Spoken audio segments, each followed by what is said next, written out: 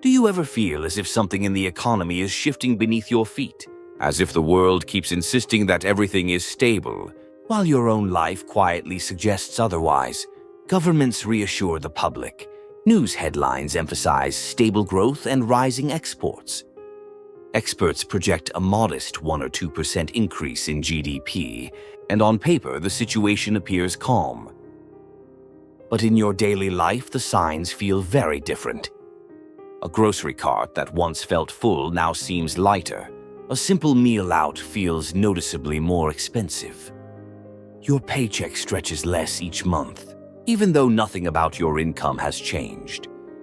If the economy is truly stable, then why does life feel harder? Why are small shops closing without warning? Why are companies quietly freezing hiring? Why do layoffs ripple through industries that once felt secure? There is a reason for this disconnect, and it is simpler yet more unsettling than many expect. The downturn has already begun. It is not something approaching in the distance. It is not a possibility for next year. It is already here, unfolding quietly in the background of everyday life. Most people can sense the pressure, yet hesitate to label it a recession. The official numbers still appear calm, and no one wants to be the first to acknowledge that something is wrong. But your day-to-day experience does not lie. Your wallet does not lie. Your stress does not lie.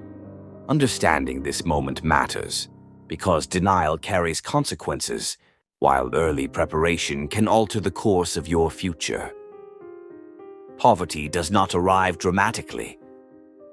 It does not knock loudly or announce its presence. It slips in quietly through small changes. A slightly higher bill, a slightly smaller paycheck, a little more debt, a little less breathing room, shift by shift, almost imperceptibly, until one day you realize the ground has shifted beneath you. Opportunity, however, arrives with noise. It comes during panic, when markets fall and headlines turn dark. It appears when fear pushes others to retreat, when prices drop and uncertainty fills the air. In those moments, doors open for the people who are prepared, those who saved cash, who strengthened their skills, who remained calm when others acted out of fear. History repeats itself in this pattern. Most people suffer. A small number rise. So why does the data say one thing while your life says another? Because the economy as measured and the economy as lived are not the same. Official statistics rely heavily on averages, but averages conceal the reality of the majority.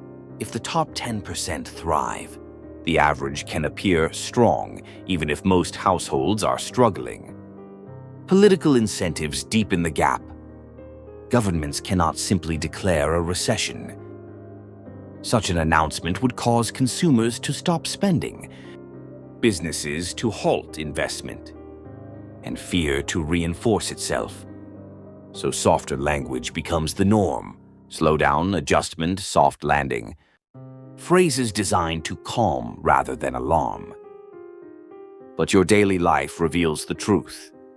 Economists categorize indicators into 3 groups: lagging indicators, which reflect the past, coincident indicators, which show the present, and leading indicators, which hint at the future. Leading indicators matter most, and across many countries they are sending mixed or negative signals. Some reveal stagnation. Some show outright decline. Very few point upward. Coincident indicators reveal slowing spending and cautious hiring. Lagging indicators defaults, unemployment, bankruptcies are beginning to worsen. And once they decline, they tend to remain weak for extended periods. This moment is not just another dip in the business cycle. It is part of a larger structural slowdown affecting advanced economies, middle-income nations, and emerging markets alike. 3 major forces define this shift: a weakening export engine, households burdened by heavy debt, and declining long-term growth potential. Let us begin with exports. For decades, the world economy moved in a predictable pattern. Manufacturing drove growth. Goods flowed from Asia to the West. Factories expanded. Jobs multiplied. Middle-income countries climbed the economic ladder. But today, the landscape has changed dramatically. Competition has intensified. China is no longer the only manufacturing powerhouse. Vietnam is rising. Mexico is rising. India is rising. Poland and Turkey are scaling industries once dominated by East Asia. When multiple nations move up the value chain simultaneously, profit margins shrink. Export growth slows. Corporate earnings soften. Geopolitical tensions amplify these challenges. Tariffs reshape supply chains. Regulations shift unpredictably. Investment becomes more cautious. Export-driven economies feel these pressures first. But even in countries like the United States, manufacturing has cooled, construction has slowed, business investment has plateaued, and technology companies have become more selective.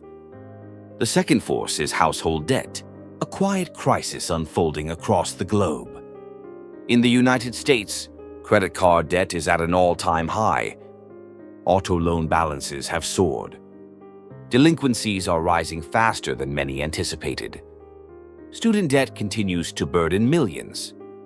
In emerging markets, mortgage payments consume a growing share of income. In middle-income nations, debt expanded far more quickly than wages for the better part of a decade. Low interest rates masked the problem, but higher rates have exposed everything. Monthly payments have surged. Borrowing has slowed dramatically. Consumers have reached their limits.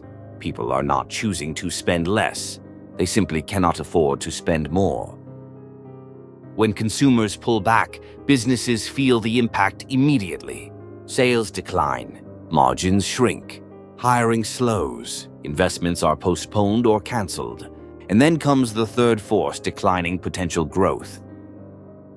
An economy grows through three primary drivers: its population, its capital investment, and its innovation. Yet in many countries today, all three are weakening. Populations are aging, birth rates are falling, workforces are shrinking, capital investment is cautious, innovation persists, but productivity gains are inconsistent. Even when governments attempt stimulus, the results are weaker than in past decades. It is like giving fuel to an engine that is losing its ability to compress. The combustion occurs, but the power does not return. What does all of this mean for your life? Consider your workplace. Is your company growing? Are projects expanding? Are promotions happening regularly?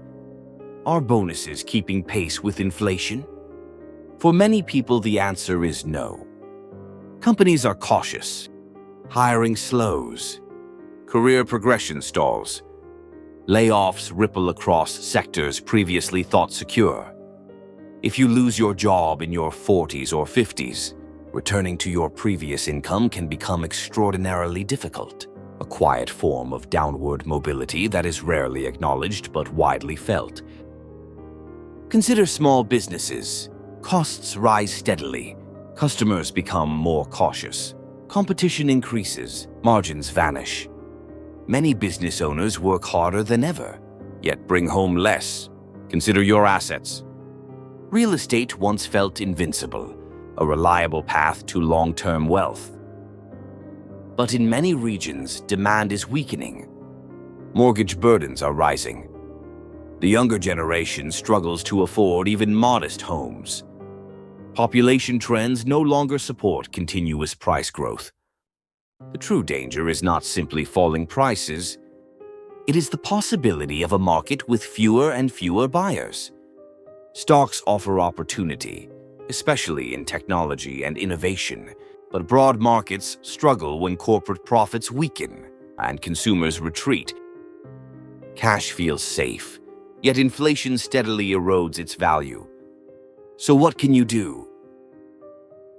First, rebuild your personal balance sheet. Reduce high-interest debt. Hold a sensible amount of cash. Diversify your assets so that no single market determines your future. Second, diversify your income. If a single employer controls your financial stability, you are vulnerable to circumstances beyond your control. Learn new skills. Build a freelance option. Create a modest online income stream. Multiple sources of income create resilience. Third, invest in yourself. Your skills are the only asset inflation cannot destroy. Ask yourself honest questions. If my job disappeared tomorrow, could I still earn? Could I switch industries? Are my skills valuable beyond my current role? Would another company or another country want what I can offer? If the answer is uncertain, that uncertainty is your signal to grow. Learn new tools. Strengthen your communication and problem-solving abilities. Build something you can show the world. Skills compound. Confidence compounds. Opportunities expand for those who prepare. We are already inside the downturn. Most people will ignore it. A smaller group will prepare. Those who prepare will endure the difficult years ahead and seize the opportunities that follow fear. You cannot control the global economy, but you can control your response to it. So let me ask you, how does the economy feel in your own life? Are your expenses rising? Is your job secure? Do you feel safer today or more uneasy? Share your experience in the comments. Your perspective may help someone else understand what is unfolding. If you want deeper insight into the crises humanity has faced and the knowledge that can help us navigate the next ones, subscribe to join this journey. Your support helps us bring these stories to light. Thank you for watching.